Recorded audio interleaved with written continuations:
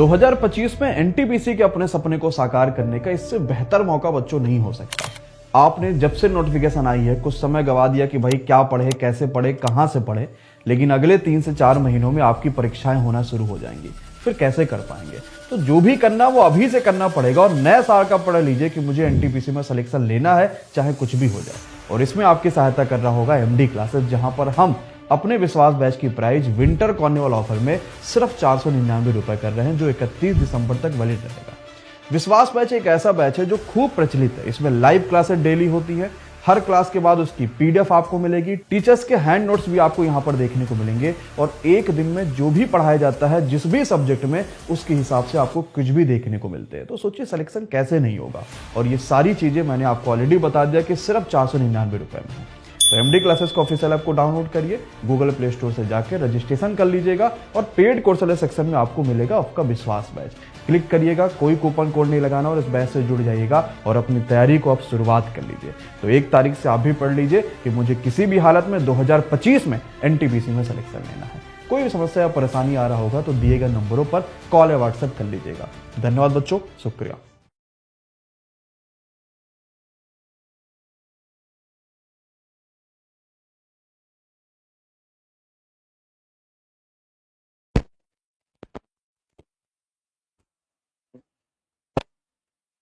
चलिए जी, good evening, शुभ संध्या, राधे राधे, जय श्री कृष्ण सभी साथियों को बहुत बहुत स्वागत है दोस्तों। एक बार फिर से आप सभी का आपके अपने यूट्यूब प्लेटफॉर्म एमडी क्लासेस पर बहुत बहुत स्वागत है दोस्तों।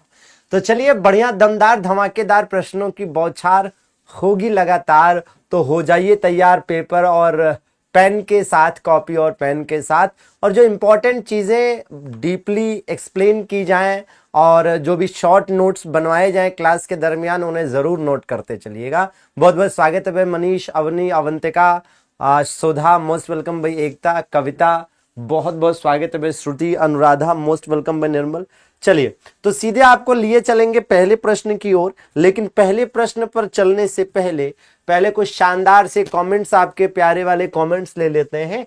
नेहा जी ने लिखा है कि शाम सूरज को ढलना सिखाती है। जी हाँ, शाम सूरज को ढलना सिखाती है, समा परवाने को जलना सिखाती है, गिरने वालों को तो होती है तकलीफ, गिरने वालों को तो होती है तकलीफ, पर ठोकर ही इंसान को चलना सिखाती है, ठोकर ही इंसान को चलना सिखाती है। बड़ी प्यारी बातें लिखी हैं, शानदार। जी हाँ, बिल्कुल। दुर्गा जी ने लिखा है कि जिंदगी खुदा का एक फरमान होता है। जी हाँ, जिंदगी खुदा का एक फरमान होता है, मुश्किलों से लड़कर ही तो जिंदगी आसान होता है। क्या बात, क्या बात है, बहुत बढ़िया, शानदार। चलिए, तो बड़े बढ़िया बढ़िया प्यारे प्यारे कमेंट्स हैं। बाकी वही पुराना वाला है कि शिक्षा वह शेरनी का दूध है, जो जितना पिएगा उतना दहाड़ेगा। है, बहुत बढ़िया, क्या लाइनें लिखी हैं भैया, शानदार। ठीक है, तो भैया अतुल बाबू ने लिखा है कि मुकद्दर को हथेली पर रखकर भाग्य को दोष देते हैं, दोस्त कुछ समंदर से सीख, टकराने के लिए पत्थर को भी तोड़ देते हैं। क्या बात, क्या बात है, अरे वाह, जबरदस्त। चलिए, बाकी भैया सौम्या जी कह रही हैं कि sir nobody can beat VK sir in GK. जी यस, वीके का GK concept is best for selection. क्या बात है, शानदार शानदार। तो चलिए आगे लेकर चला जाए। भाई चांदनी जी ने लिखा है कि गुरुजी आप इतना कुछ कैसे याद रख लेते हैं, वो भी जीके जीएस में। आई विश मेरे पास भी ऐसी मेमोरी होती, इतना कुछ स्टोर कर पाती, रख पाती दिमाग में, तो मैं भी जल्दी सेलेक्ट हो जाती। तो देखिए ऐसा है, जहां तक जीके जीएस को साथियों तैयार करने का, याद करने का मामला है, मैं आपसे कहूंगा कि आप बस रेगुलर रहिए। ठीक है, आप देखेंगे कि आपकी चीजें बेहतर हो जाएंगी अगर आप लगातार 6 से 8 महीने जीके जीएस पढ़ लेते हैं। मैं बहुत छोटा समय नहीं मांगता, मैं दूसरों की तरह नहीं कहता कि 2 महीने में हो जाएगा, 3 महीने में हो जाएगा, नहीं। मैं कहता हूं कि 6 से 8 महीने अगर आप किसी भी सिलेबस को देंगे, ठीक है, बढ़िया से पढ़ेंगे, नोट्स बनाएंगे, प्रैक्टिस करेंगे, ठीक है, आपस में दोस्तों के साथ डिस्कशन करेंगे, ठीक है, तो निश्चित रूप से आपका सब्जेक्ट अच्छा हो जाएगा, फिर चाहे वो जीके जीएस ही क्यों ना हो। ठीक है, आइए ये बताइएगा भैया। जी हाँ, क्या कह रहा है डॉक्टर मनमोहन सिंह। जी हाँ साथियों, डॉक्टर मनमोहन सिंह के रूप में एक ऐसे शानदार जबरदस्त नेक व्यक्ति थे जिन्हें भारत ने फिलहाल खो दिया है। तो डॉक्टर मनमोहन सिंह ने भारतीय रिजर्व बैंक के गवर्नर के रूप में कब सेवा दी थी? 1982 से 85 के दरमियान। देखिए, मनमोहन सिंह के बारे में कई सारी बातें हैं साथियों। इनका जन्म अविभाजित भारत के पाकिस्तान वाले क्षेत्र में हुआ था। ठीक है, अब ये भी जरा ध्यान दीजिएगा कि भैया ये क्या है, ये साथियों आरबीआई के गवर्नर रहे। ठीक है, आप देखिए इनकी उपलब्धियां देखिएगा, आरबीआई के गवर्नर रहे, इसके अलावा देश के वित्त मंत्री भी रहे साथियों, देश के वित्त मंत्री भी रहे। इसके अलावा आप देखिए कि भैया ये देश के प्रधानमंत्री भी रहे, पीएम भी रहे दोस्तों। और इसी तरीके से आप देखेंगे राज्यसभा सदस्य भी रहे, राज्यसभा सदस्य भी रहे, और यहां तक कि राज्यसभा में नेता विपक्ष भी रहे, राज्यसभा में नेता विपक्ष भी रहे। ठीक है, तो कई सारी उपलब्धियां हैं जो आपको याद रखने की जरूरत है इनके बारे में। ठीक है, फिलहाल आप देखेंगे साथियों कि कहा जाता है कि इनके द्वारा लिखी गई किताब को ऑक्सफोर्ड तक में पढ़ाया जाता है, इनके द्वारा लिखी गई किताब को ऑक्सफोर्ड तक में पढ़ाया जाता है। ऐसे व्यक्ति को निश्चित रूप से आने वाले समय में भारत रत्न मिलता हम देख पाएंगे, है ना, भारत रत्न मिलता हम देख पाएंगे। तो फिलहाल याद रखिएगा। अब इनके बारे में जानकारियां आप अपनी स्क्रीन पर देख सकते हैं कि भैया 26 सितंबर, अच्छा एक इत्तेफाक देखिए, 26 सितंबर को जन्म हुआ था और 26 तारीख को ही मृत्यु हुई है, बस महीने का डिफरेंस है। तो इनका जन्म साथियों पंजाब प्रांत में हुआ था। पिता माता पत्नी का नाम दे रखा है। प्रधानमंत्री साथियों ये देश के रहे 2 बार। ठीक है, 2004 से 9 तक, फिर 2009 से 2014 तक। ठीक है, तो 2 बार देश के प्रधानमंत्री रहे। 1991 से 96 के दौरान पीवी नरसिम्हा राव जब प्रधानमंत्री थे तब ये वित्त मंत्री भी रहे। और इन्हीं के समय में देश का सबसे बड़ा आर्थिक सुधार हुआ जिसे लिबरलाइजेशन, प्राइवेटाइजेशन और ग्लोबलाइजेशन के नाम से आप जानते हैं। ठीक है भैया, तो बिल्कुल याद करने की जरूरत है। आइए आगे बढ़ा जाए। इन्हें कई सारे पुरस्कार भी मिले, स्पेशली पद्म विभूषण पुरस्कार जरूर याद कर लीजिएगा, जो देश का दूसरा सर्वोच्च नागरिक सम्मान है। ठीक है भैया, चलिए तो आगे देख लिया जाए। ये बताइए जरा, और इनकी बुक्स का नाम देख लीजिएगा, challenges to India's foreign policy और the accidental prime minister, the accidental prime minister. आइए ये बताइए, बहुत अच्छे, स्वागत है भैया। मन बताएंगे भाई, निवेदिता, शालू, जय मौर्य जी बताइए भाई क्या कह रहा है। कह रहा है साथियों, प्रधानमंत्री राष्ट्रीय बाल पुरस्कार के पुरस्कारों के लिए निम्नलिखित में से कौन सी श्रेणियां शामिल की गई हैं, है ना, शामिल की गई थी। देखिए अगर हम इस पुरस्कार की बात करें तो आज इसका जिक्र क्यों हो रहा है, अगर हम इसका जिक्र की बात करें तो इसके जिक्र के पीछे कारण है। इसके जिक्र के पीछे क्या कारण है, तो भैया इसके जिक्र के पीछे यह कारण है कि आप देखेंगे हाल ही में यह पुरस्कार दिया गया है, हाल ही में यह पुरस्कार दिया गया है। और इस पुरस्कार की अगर हम बात करें तो ये साथियों कितनी 7 श्रेणियों में दिया जाता है। कितनी श्रेणियों में दिया जाता है यह पुरस्कार 7 श्रेणियों में दिया जाता है। और इस पुरस्कार की स्थापना कब हुई थी या शुरुआत कब हुई थी, तो यह पुरस्कार साथियों 1996 में शुरू हुआ था। लेकिन आपको बता दें कि भाई बहादुरी के लिए, ठीक है, बहादुरी या वीरता, बहादुरी या वीरता वाला जो पुरस्कार है ना, इसमें जो श्रेणी है इसे 2018 में शुरू किया गया था। कब भैया, 2018 में। और इसमें कितना पुरस्कार मिलता है, तो पुरस्कार राशि जो इसमें प्रदान की जाती है वो 1 लाख प्रदान की जाती है। कितनी प्रदान की जाती है भैया, 1 लाख प्रदान की जाती है। तो जरा एज इट इज ध्यान दीजिएगा क्या कि प्रधानमंत्री राष्ट्रीय बाल पुरस्कारों की बात करें तो 17 बच्चों को यह पुरस्कार इस साल दिया गया है। इस साल ये कितने बच्चों को दिया गया है भैया, तो 2024 में आप देखेंगे तो 17 बच्चों को यह पुरस्कार दिया गया है। और आप देखिएगा कि भैया कौन कौन सी वो 7 श्रेणियां हैं, तो देखिए एक तो हो गया कला और संस्कृति, दूसरा हो गया क्या, दूसरा हो गया वीरता, दूसरा क्या है वीरता, और तीसरा क्या है, तीसरा है नवाचार, तीसरा क्या है नवाचार, और क्या भैया विज्ञान एवं प्रौद्योगिकी है चौथा। ठीक है,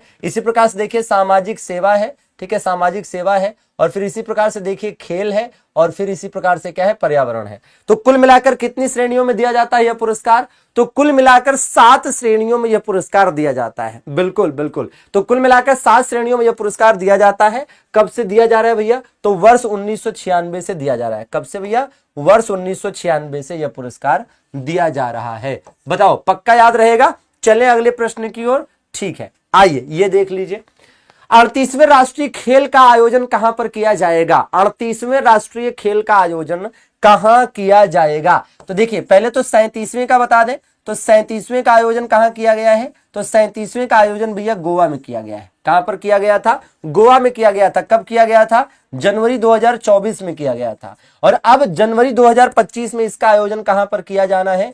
तो भैया उत्तराखंड में किया जाना है। कहां पर दोस्तों? उत्तराखंड में किया जाना है।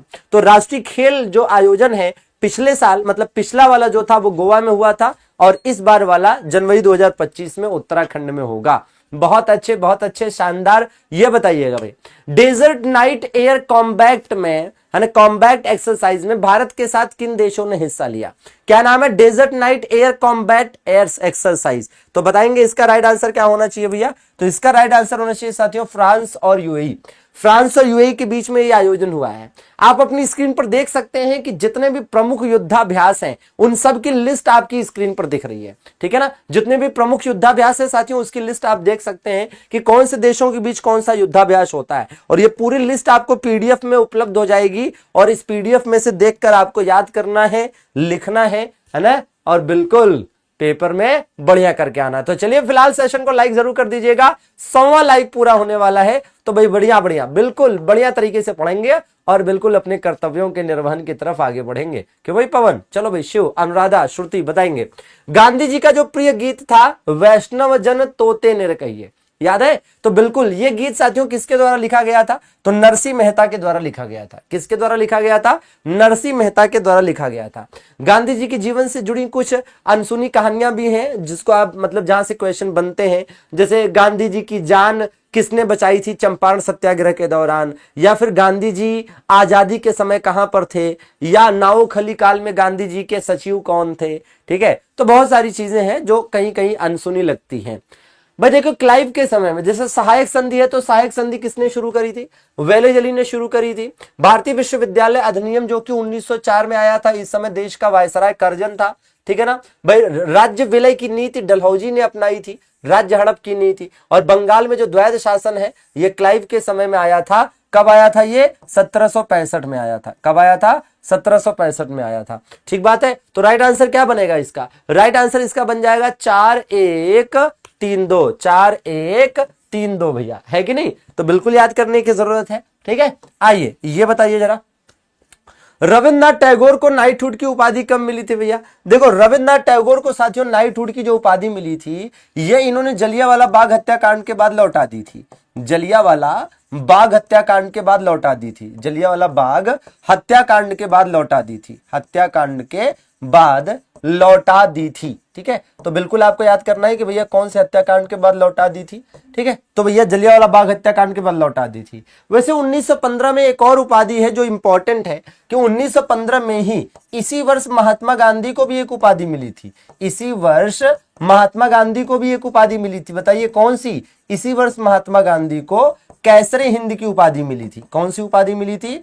कैसरे हिंद की उपाधि मिली थी। इसी वर्ष महात्मा गांधी को कैसरे हिंद की उपाधि मिली थी, और यह उपाधि भी इन्होंने जलियांवाला बाग हत्याकांड के बाद लौटा दी थी, ठीक बात है ना।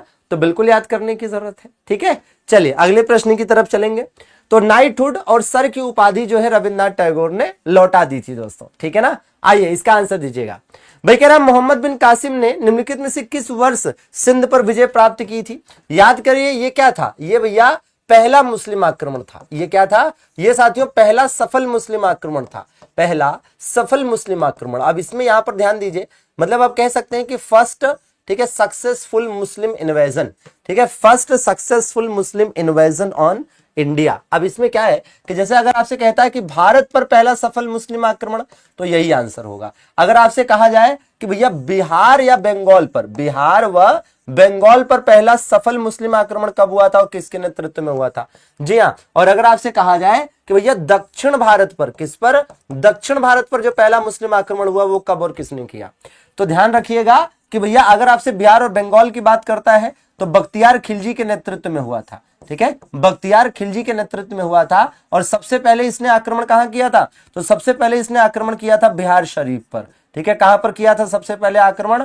बिहार शरीफ पर पहला आक्रमण इसका हुआ था, ठीक है। पहला आक्रमण इसने बिहार शरीफ पर किया था।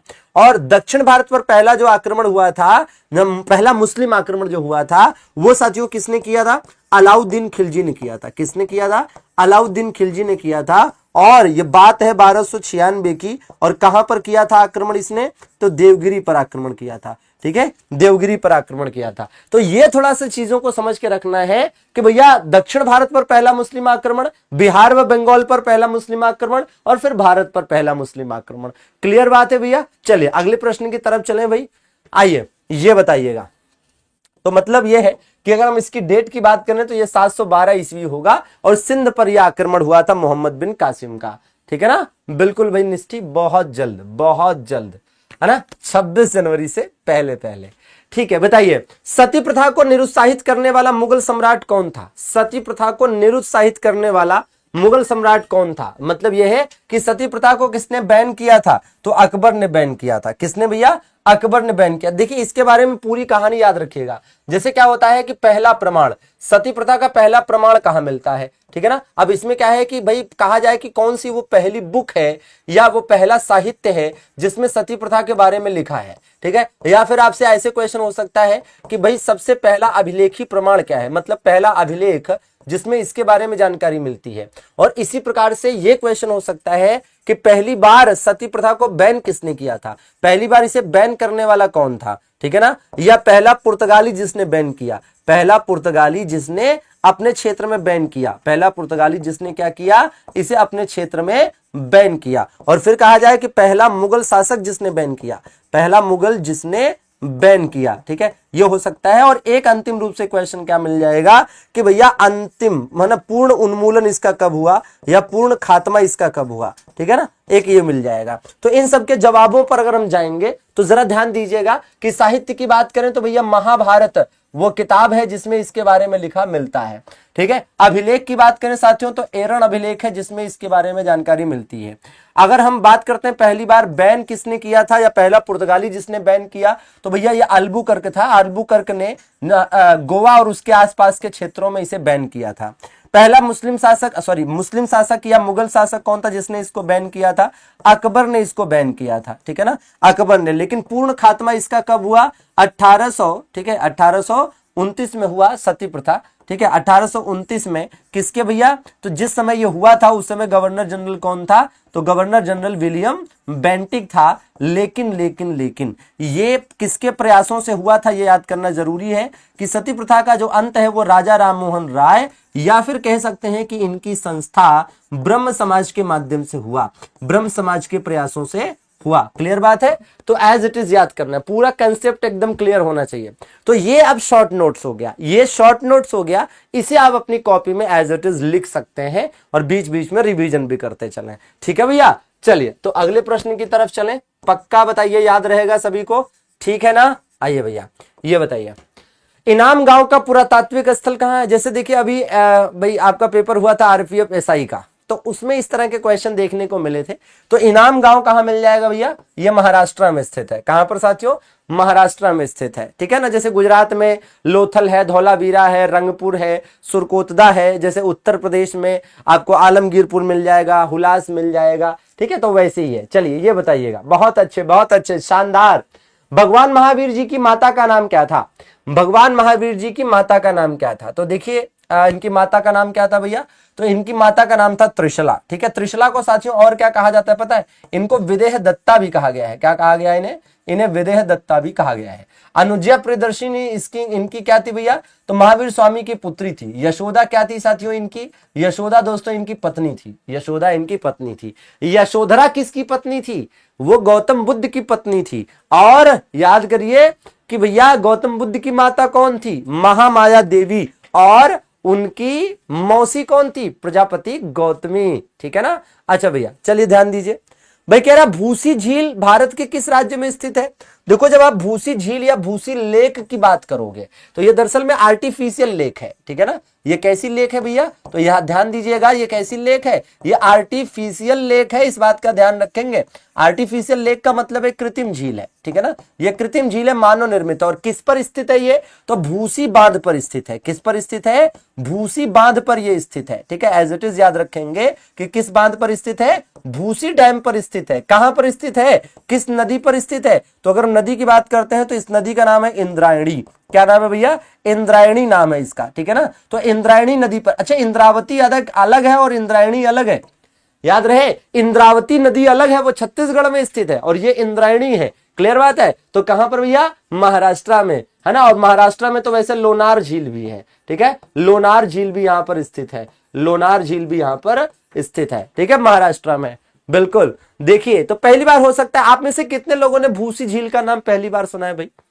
अच्छा, सबसे बड़ी कृत्रिम झील की बात करें, सबसे बड़ी कृत्रिम झील की बात करें तो सबसे बड़ी कौन सी है, गोविंद वल्लभ पंत सागर, ठीक है, गोविंद वल्लभ पंत सागर। और दुनिया में कौन सी है, करीबा झील, है ना। दुनिया में सबसे बड़ी कृत्रिम झील कौन सी है, करीबा झील। और भारत में कौन सी है, गोविंद वल्लभ पंत सागर, ठीक है। बहुत बढ़िया भाई। श्रुति, अनुराग, अमित, आसमा, अमन, मनीष, शालू, रेनू, कविता, बिल्कुल बिल्कुल, क्या बात है भैया।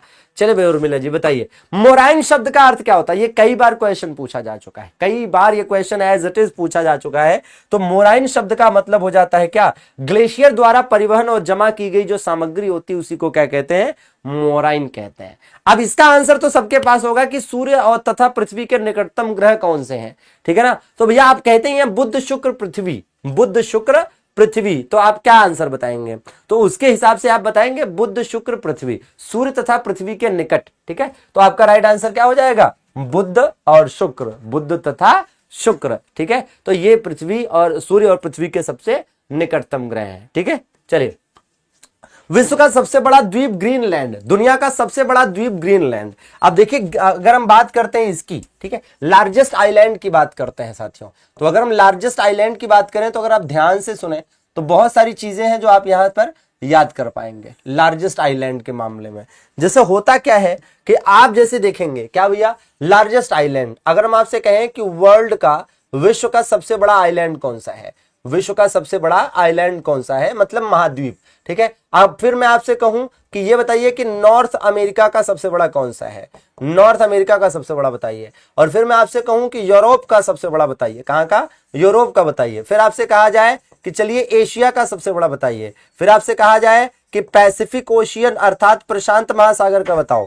फिर आपसे कहा जाए कि इंडियन ओशियन अर्थात हिंद महासागर का बताओ, इंडियन ओशियन अर्थात हिंद महासागर का बताओ, ठीक है, हिंद महासागर का बताओ। और फिर आपसे इसी प्रकार कहा जाए कि अच्छा अफ्रीका महाद्वीप का बताओ। फिर आपसे कहा जाए कि अच्छा एक काम करो कि अफ्रीका का बता लिया है, हिंद महासागर का बता लिया है, पैसिफिक ओशियन का बता लिया है, अब एक काम करो जापान का भी सबसे बड़ा बता दो, ठीक है ना, कहां का, जापान का भी बता दो, ठीक है। तो ये आप देख सकते हैं ऐसे क्वेश्चंस बनते हैं। अब एक जगह पर मिल रहा है तो इसको नोट कर लीजिएगा कि विश्व का पूछे या नॉर्थ अमेरिका का पूछे तो आप बताएंगे ग्रीनलैंड, ठीक है ना, ग्रीनलैंड भौतिक रूप से, लेकिन ये क्षेत्रफल के आधार पर है। और यूरोप में साथियों कौन सा, तो यूरोप में ग्रेट ब्रिटेन, यूरोप में कौन सा, ग्रेट ब्रिटेन दोस्तों, ठीक है ना। और एशिया में कौन सा, तो एशिया में भैया बोर्नियो, एशिया में कौन सा, बोर्नियो, तो बिल्कुल याद रखेंगे कौन सा, बोर्नियो। और इसी प्रकार से भाई पैसिफिक ओशियन अर्थात प्रशांत महासागर में कौन सा, न्यू गिनी, कौन सा,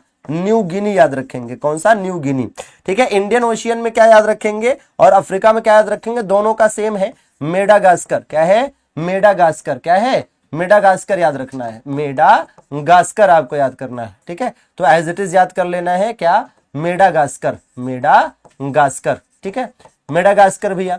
और भाई जापान का सबसे बड़ा कौन सा है, तो होन्शु है, कौन सा है, होन्शु, तो बिल्कुल याद करना है कौन सा, होन्शु, ठीक है। और भारत का सबसे बड़ा कौन सा है, मध्य अंडमान, ठीक है ना, हाँ जी, भारत का सबसे बड़ा कौन सा है साथियों, मध्य अंडमान है। क्लियर है। चलिए, फिलहाल ग्रीनलैंड पर किसका अधिकार है पता है, ग्रीनलैंड पर डेनमार्क का अधिकार है। और डेनमार्क कहां पर स्थित देश है, यूरोप में स्थित देश है, कहां पर, यूरोप में स्थित देश है। और यही कारण है कि कहा जाता है कि ग्रीनलैंड भले भौतिक रूप से नॉर्थ अमेरिका का हिस्सा है, मतलब फिजिकली नॉर्थ अमेरिका का हिस्सा है, बट पॉलिटिकली किसका है, पॉलिटिकली यूरोप का है, मतलब राजनीतिक रूप से यूरोप का है, ठीक है, राजनीतिक रूप से किसका है, ये राजनीतिक रूप से यूरोप में है, राजनीतिक रूप से यूरोप में है, इस बात को ध्यान रखिएगा, ठीक है, राजनीतिक रूप से ये यूरोप में है और भौगोलिक रूप से मतलब, ठीक है, फिजिकली कहां पर है, नॉर्थ अमेरिका में, ठीक है। अच्छा, डेनमार्क की कैपिटल कोई बता सकता है, डेनमार्क की राजधानी कोई बता सकता है, क्या है डेनमार्क की राजधानी, कई बार एग्जाम में पूछा जा चुका है, तो याद रखिएगा कोपेनहेगन, क्या भैया, Copenhagen, very good very good. चलिए ये बताइए, तो भैया देखो स्क्रीनशॉट आप चाहो तो इसको ले लो, स्क्रीनशॉट इसकी ले लो और इस तरह के शॉर्ट नोट्स आपके एग्जाम में बहुत काम आते हैं, तो बनाते चलना। अब यहां पर आप देखो, जैसे ये देख रहे हो, यही तो है ग्रीनलैंड, यही है ग्रीनलैंड। अब देखिए, अब यहां पर क्या है, यहां पर है डेनमार्क, ये क्या है, यह है डेनमार्क, बात समझ रहे हो, ये डेनमार्क है, ठीक है, और ये क्या है, ये ग्रीनलैंड है, ये क्या है भाई, ये ग्रीनलैंड है, ठीक है, यही ग्रीनलैंड है। अब आप खुद ही देख लीजिए कि अगर आप यहां पर देखें तो भैया ये इधर और ये इधर, मतलब क्या है कि भैया ये नॉर्थ अमेरिका है, नॉर्थ अमेरिका महाद्वीप है, तो भैया भौतिक रूप से ये इसका हिस्सा है, ठीक है, भौतिक रूप से ये इसका हिस्सा है, क्योंकि इसी से अलग होकर यहां पर गया है, लेकिन इस डेनमार्क का इस पर कब्जा है, तो इसका मतलब ये हुआ कि भैया यूरोप का हिस्सा है राजनीतिक रूप से, तो राजनीतिक रूप से यूरोप का है, लेकिन फिजिकली या भौतिक रूप से नॉर्थ अमेरिका का, ये बताइएगा, ठीक है। चलिए बताएंगे। भाई कह रहा है भारतीय संविधान का कौन सा अनुच्छेद यह निर्धारित करता है कि सर्वोच्च न्यायालय द्वारा घोषित कानून भारत के क्षेत्र के भीतर सभी अदालतों पर लागू होगा, भारत के क्षेत्र के भीतर सभी अदालतों पर लागू होगा, तो याद रहे अनुच्छेद 141, अनुच्छेद 141 कहता है, ठीक है, अनुच्छेद 141 कहता है कि भैया सुप्रीम कोर्ट के द्वारा जो भी डिसीजन दिया जाएगा वो एक तरह का कानून होगा और वो सभी पर लागू होगा। क्या बात है भैया, 200वां लाइक होने वाला है भैया, लाइक का दोहरा शतक करेंगे पूरा एकदम दौड़ा दौड़ा कर भाई, क्या बात है, बहुत अच्छा भाई, बताएंगे। योगेंद्र, विकास, मनीष, कविता, अनिल, अमरनाथ, बताओ भैया, एकदम जबरदस्त भाई। भारतीय संविधान के अनुच्छेद 167 की बात हो रही है। अब इसमें दो बातें लिखी हुई है अनुच्छेद 167 में, देखिए इधर अनुच्छेद 78, ठीक है, अनुच्छेद 78 और इधर अनुच्छेद 167, इन दोनों का लगभग सेम ही महत्व है, लगभग सेम महत्व है। अब आप कहेंगे सर सेम महत्व कैसे है, तो देखिए मैं बता रहा हूं, दरअसल में इसी में दिया हुआ है क्या, इसमें दो बातें दी हैं, यहां पर लिखा है क्या, प्रधानमंत्री का कर्तव्य है ना, प्रधानमंत्री का कर्तव्य या प्रधानमंत्री का कार्य, जो भी कह लीजिए, प्रधानमंत्री का कर्तव्य या प्रधानमंत्री का कार्य। क्या है कर्तव्य भैया, कि राष्ट्रपति को सूचना दे, राष्ट्रपति को सूचना का अधिकार, ठीक है, राष्ट्रपति को सूचना दे, तो मतलब ये राष्ट्रपति को सूचना का अधिकार भी है, ठीक है। अब जरा इसी प्रकार से आ जाइए इस पर, इसी प्रकार से इस पर आ जाइए, ठीक है। तो यहां पर क्या है भैया, यहां पर है मुख्यमंत्री का कार्य, मुख्यमंत्री का कार्य या मुख्यमंत्री का कर्तव्य, ठीक है, मुख्यमंत्री का कर्तव्य क्या है, कर्तव्य यही कि राज्यपाल को सूचना दे, है ना, अपने समस्त कार्यों को, है ना, अपने समस्त कार्यों के राज्यपाल को सूचना दे, तो राज्यपाल को सूचना का अधिकार। क्लियर बात है, तो बस यही चीज आपको समझनी है और इसी वजह से एक जगह पर हमने आपको बताया भी, तो उसी हिसाब से अगर इसको याद रखेंगे तो लंबे समय तक आपके दिमाग में रहेगा, ठीक है, लंबे समय तक आपके दिमाग में रहेगा, ठीक है। तो ये चीज थोड़ा सा ध्यान दीजिएगा, इंपॉर्टेंट है भैया, ठीक है, और ऐसा नहीं है कि इसको छोड़ने वाला है, क्योंकि कई बार पेपर में आया हुआ है, तो या उसी हिसाब से आप इसको तैयार कर लें, ठीक है ना। चलिए चलें आगे बढ़े, पक्का याद कर लेंगे आप, कहाँ बाकी स्क्रीनशॉट लेते चलिएगा ताकि आपके लिए शॉर्ट नोट्स भी बनता रहे, ठीक है। तो तहत मुख्यमंत्री का कर्तव्य क्या है कि भैया वो क्या करे, मंत्रिपरिषद के सभी निर्णयों की सूचना राज्यपाल को दे, ठीक है, तो राइट आंसर ए हो जाएगा, ठीक है भैया। चल आगे बढ़ा जाए, ठीक है, देखो डिजाइन ऐसे ही बनाते रहना बढ़िया बढ़िया चलिए ये बताइए, पेड बैच में बढ़िया डिजाइन बनाया था आज, बताओ बताओ। भारतीय संविधान में 11वां मौलिक कर्तव्य, देखिए जो 11वां मौलिक कर्तव्य है ये भारत के संविधान में 86वें संविधान संशोधन के तहत जोड़ा गया था, 86वां संविधान संशोधन 2002, ठीक है, 86वां संविधान संशोधन 2002। अब ये जो 86वां संविधान संशोधन है इसके तहत भारत के संविधान में अनुच्छेद 21A को जोड़ा गया, तो मौलिक अधिकार हो गया ये, अनुच्छेद 45 में संशोधन हुआ और इसी प्रकार से अनुच्छेद 51A में, है ना, 11वां मौलिक कर्तव्य भी जुड़ा, ठीक है ना। यहां पर क्या आ गया, यहां पर आ गया राइट टू एजुकेशन, क्या आ गया, राइट टू एजुकेशन आ गया, ठीक है ना, और ये क्या बन गया, ये एक मौलिक अधिकार बन गया, ये क्या बन गया भैया, ये एक मौलिक अधिकार बन गया, क्लियर है, ये एक मौलिक अधिकार बन गया, ठीक है। अच्छा इसी प्रकार से आप यहां पर देखें अनुच्छेद 45 में, तो 0 से 6 वर्ष के बच्चों के लिए, ठीक है, बच्चों के लिए अनिवार्य एवं निःशुल्क शिक्षा की बात कही गई, ठीक है, जबकि यहां पर कितने वर्ष के बच्चों की बात हुई, यहां 6 से 14 वर्ष के बच्चों की बात हुई, 6 से 14 वर्ष के बच्चे, ठीक है, कितने भैया, 6 से 14 वर्ष के बच्चों की यहां पर बात हुई, ठीक है, 6 से 14 वर्ष वाले जो हैं, ठीक है। और यहां पर ये एक तरह से ये क्या हो गया, फिर ये हो गया डीपीएसपी, मतलब directive principle of state policies, directive principle of state policies. और यहां पर क्या आ गया, यहां पर इसी के तहत साथियों 11वां मौलिक कर्तव्य जोड़ा गया, जिसके अनुसार, ठीक है, हाँ जी, जिसके अनुसार 6 से 14 वर्ष के बच्चों के लिए निःशुल्क शिक्षा के संसाधन, 6 से 14 वर्ष के बच्चों के लिए शिक्षा के संसाधन उपलब्ध कराना माता पिता या जो भी गार्जियन होंगे उनका ड्यूटी है, उनका कर्तव्य है, ठीक है ना। लेकिन एक बात ध्यान दीजिएगा, ये क्या है, ये राइट टू एजुकेशन है। कभी आपसे ये पूछ ले कि बताओ राइट टू एजुकेशन एक्ट कब आया और कब लागू हुआ, समझ रहे हो, राइट टू एजुकेशन एक्ट पूछे तो क्या हुआ था, right to education act pass कब हुआ था और राइट टू एजुकेशन एक्ट लागू कब हुआ था। 2009 में ये पास हुआ था और 2010 में 1 अप्रैल के दिन लागू हुआ था। ठीक बात है, पक्का याद रहेगा। तो चलिए स्क्रीनशॉट आप बिल्कुल ले लीजिए और राइट आंसर क्या है, 2002, ठीक है, 2002। अब इसको भी एक शॉर्ट नोट्स की तरह एक जगह पर मेंशन कर लीजिएगा, लिख लीजिएगा, ठीक है। ऐसे अगर आप स्क्रीनशॉट ले रहे हैं तो भी अच्छा है, नहीं तो बाद में पीडीएफ से भी देखकर आप लिख सकते हैं। पीडीएफ आपको एप्लीकेशन पर मिल जाएगी, ठीक है, हाँ जी, एप्लीकेशन पर फ्री वाले सेक्शन में, ठीक है भैया। अखिल ये बताओ भाई, सोनम, नीतू, श्वेता बताएंगे भारत के संविधान का कौन सा अनुच्छेद संसद के सत्रों से संबंधित है, संसद के सत्रों से संबंधित है, ठीक है ना। चलिए तो राइट आंसर क्या है भैया, राइट आंसर है 85, क्योंकि अगर आप ध्यान दीजिए आपको याद होगा तो अनुच्छेद 85 में क्या विस्तार पूर्वक लिखा है भैया, अनुच्छेद 85 में लिखा है क्या, इसमें यह लिखा है कि राष्ट्रपति द्वारा क्या किया जाएगा, राष्ट्रपति द्वारा, अनुच्छेद 85 में लिखा है कि राष्ट्रपति के द्वारा, प्रेसिडेंट के द्वारा क्या किया जाएगा, संसद का जो सत्र होता है, संसद का जो सत्र होता है मतलब संसद का, पार्लियामेंट का जो सेशन होता है ना, पार्लियामेंट का जो सेशन होता है उसे क्या किया जाएगा, आहूत मतलब स्टार्ट करना, आहूत मतलब स्टार्ट कराया जाएगा। और दूसरा क्या किया जा सकता है, सत्रावसान मतलब इसको खत्म कराया जा सकता है।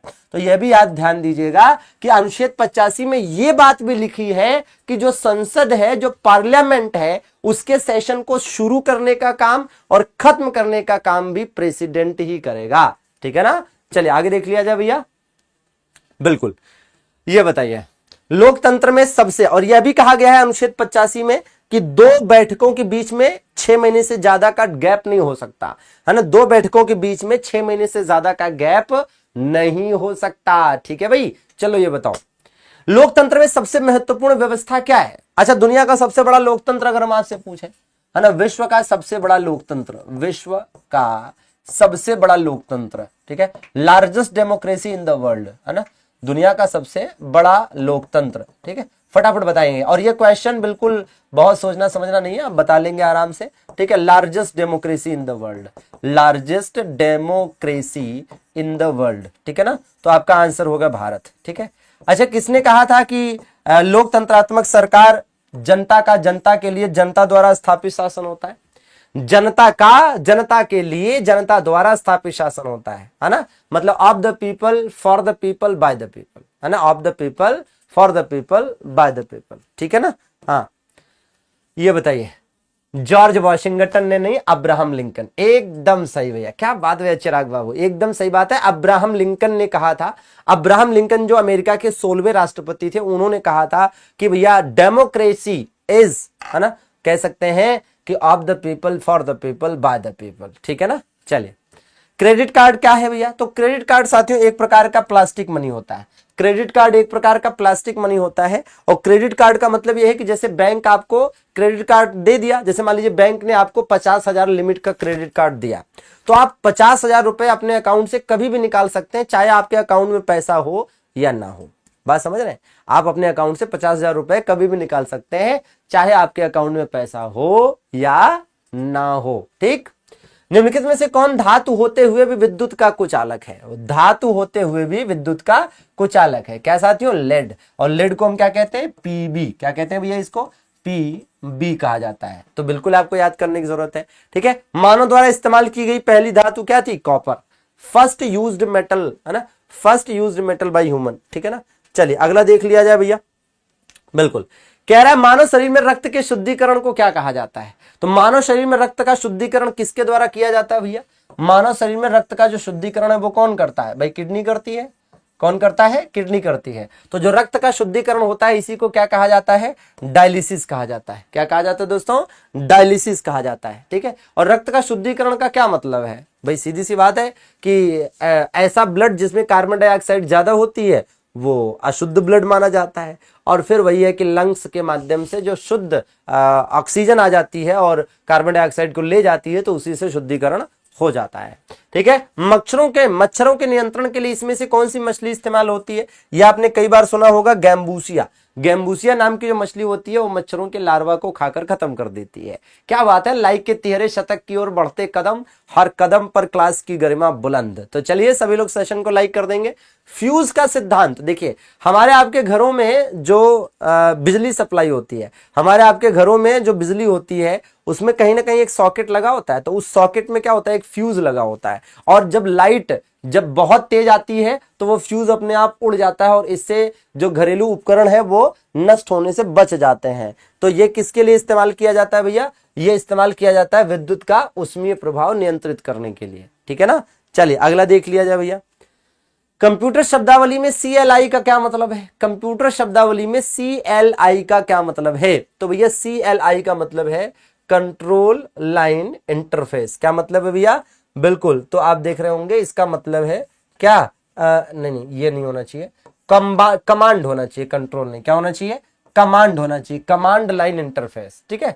तो कंप्यूटर शब्दावली में, अच्छा कंप्यूटर को हिंदी में क्या कहते हैं? कंप्यूटर को दोस्तों हिंदी में कहते हैं संगणक। क्या कहते हैं भैया? संगणक। ठीक है ना। और चार्ल्स बेबेज को इसका जनक माना जाता है। ठीक है। ये बताइए केरल राज्य की स्थापना कब हुई थी दोस्तों? केरल राज्य की स्थापना कब हुई थी? 1 नवंबर 1956 को हुई थी। और 1 नवंबर 1956 को याद करिए कि राज्य पुनर्गठन अधिनियम के आधार पर, राज्य पुनर्गठन अधिनियम मतलब स्टेट रीऑर्गेनाइजेशन एक्ट। ठीक है ना। राज्य पुनर्गठन अधिनियम 1956। ठीक है। मतलब state reorganisation act, state reorganisation act. ठीक है ना। State reorganisation act. ठीक है। के तहत क्या हुआ था? के तहत राज्यों का पुनर्गठन किया गया था। के तहत क्या हुआ था? राज्यों का पुनर्गठन हुआ था। क्या हुआ था? राज्यों का पुनर्गठन हुआ था। क्या हुआ था? राज्यों का पुनर्गठन। अब इस बात को जरा एकदम स्पेशली याद रखिएगा, ध्यान रखिएगा। राज्यों का पुनर्गठन हुआ था, और ये जो राज्यों का पुनर्गठन था तो इसमें कितने राज्य बने और कितने केंद्र शासित प्रदेश बने भैया? तो आप देखेंगे कि राज्य जो बने वो बने 14 और केंद्र शासित प्रदेश बने 6। ठीक है ना। तो उन 14 राज्यों में एक केरल राज्य भी था। ठीक है ना। बिल्कुल। आइए अगला देख लिया जाए। फ्रीडम इन एग्जाइल, ये किसकी आत्मकथा है? फ्रीडम इन एग्जाइल मतलब ये है क्या? फ्रीडम इन एग्जाइल का क्या मतलब है? इसका मतलब हो गया कि कारागार में स्वतंत्रता, कारागार में स्वतंत्रता या जेल में स्वतंत्रता। दलाई लामा साथियों, दलाई लामा एक्चुअली में जो है तिब्बत के धर्म गुरु माने जाते हैं, बौद्ध धर्म गुरु।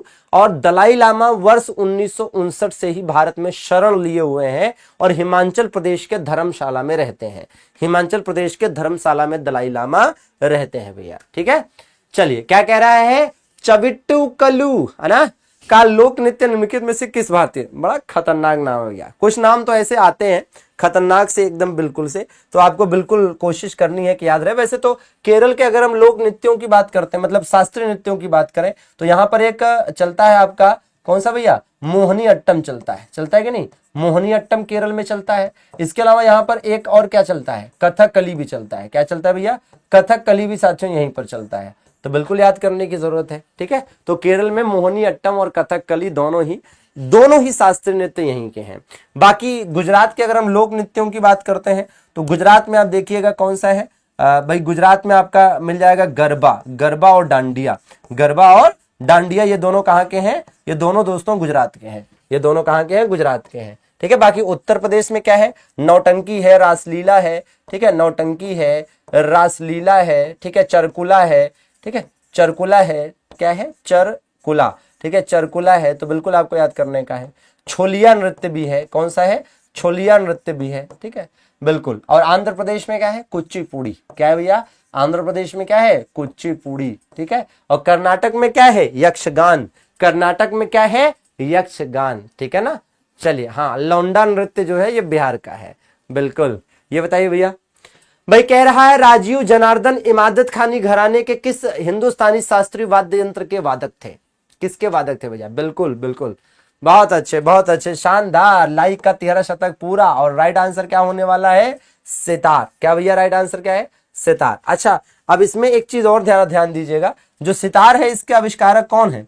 सितार कैसे बनाया गया था पता है? सितार जो है ये वीणा और तंबूरा को मिलाकर बनाया गया था, वीणा और तंबूरा, ठीक है। हाँ जी, तो ये जो वीणा है ये हिंदू धर्म का प्राचीनतम वाद्य यंत्र है और तंबूरा मुस्लिम धर्म का। तो इसका जो आविष्कार है इन दोनों को मिलाकर किसके द्वारा किया गया था? तो ये भैया किया गया था अमीर खुसरो के द्वारा। किसके द्वारा? अमीर खुसरो के द्वारा यह आविष्कार किया गया था, जिन्हें हिंदी खड़ी बोली का जनक भी कहा जाता है। खजाइन उल फुतूह के लेखक हैं, तुगलक नामा के लेखक हैं, 7 सुल्तानों का शासनकाल देखा, तूतीय हिंद कहा जाता है, ठीक है ना। चलिए आगे देख लिया जाए। हिंदू कैलेंडर के किस महीने में नाग पंचमी आती है? अरे नाचे नागिन गली गली, ठीक है। तो कौन से महीने में आती भैया? सावन के झूलों ने हमको बुलाया और हम परदेसी घर वापस आया, है ना भाई। देखो सावन के टाइम में तो नाग पंचमी होती है, गांव गिराव के जितने लोग हैं मैक्सिमम लोगों को पता है। और याद रखिएगा कि जो साथियों हिंदू कैलेंडर के महीने होते हैं, यहां से क्वेश्चन कैसे पूछा जाता है पता है? ऐसे पूछा जाता है कि हिंदू कैलेंडर का पहला महीना कौन सा होता है ना, हिंदू कैलेंडर का दूसरा महीना कौन सा होता है? तो याद रहे चैत्र, बैसाख, ज्येष्ठ, आषाढ़, श्रावण, भाद्रपद, आश्विन, कार्तिक, माघशीष, पौष, माघ और फाल्गुन। अच्छा, आप में से कोई ऐसा है जिसे ये पूरा का पूरा याद है ना? आप में से कोई ऐसा है दोस्तों जिसके पास इस सबकी जानकारी है? फाल्गुन के महीने में होली होती है और कई बार पूछा जाता है कि होली का त्योहार हिंदू कैलेंडर के कौन से महीने में मनाया जाता है? तो याद रहे फाल्गुन के महीने में होती है फगुआ, है ना। होली खेले रघुबीरा यावद में, होली खेले रघुबीरा, हिल मिल आवे लोग लुगाई, अरे भाई महलन में भीरा यावद में, होली खेले रघुबीरा। चलिए बताइए, होली का त्योहार, होली मार्च महीने में होगी और आई थिंक 13 या 14 मार्च को होगी, है ना।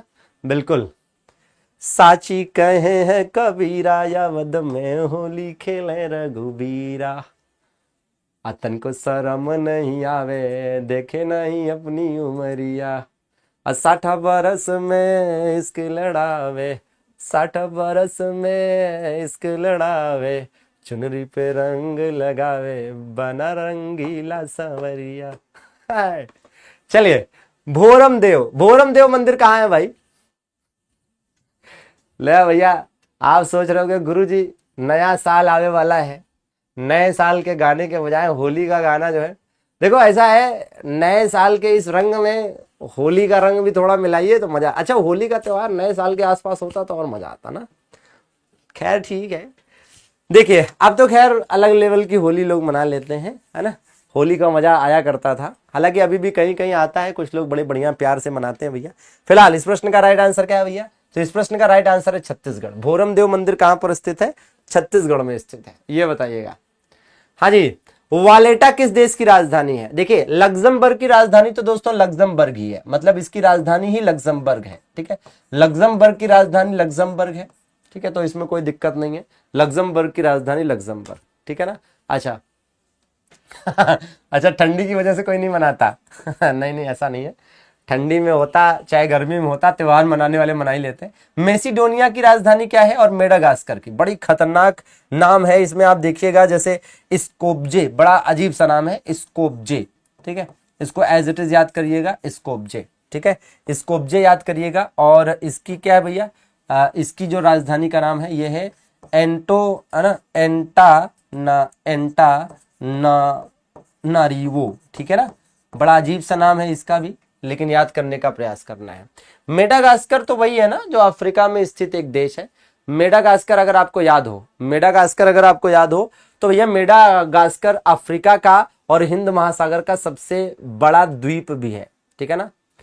हाँ ठीक है, ये भी याद करोगे? नहीं, गाना नहीं याद करना है। ओलंपिक बैडमिंटन में कांस्य पदक जीतने वाली पहली भारत की महिला कौन थी? अगर हम बैडमिंटन की बात करते हैं तो बैडमिंटन में पहला जो पदक था, बैडमिंटन में जो पहला कांस्य पदक था वो किसने जीता था? तो आपको याद होगा साइना नेहवाल ने जीता था, ठीक है।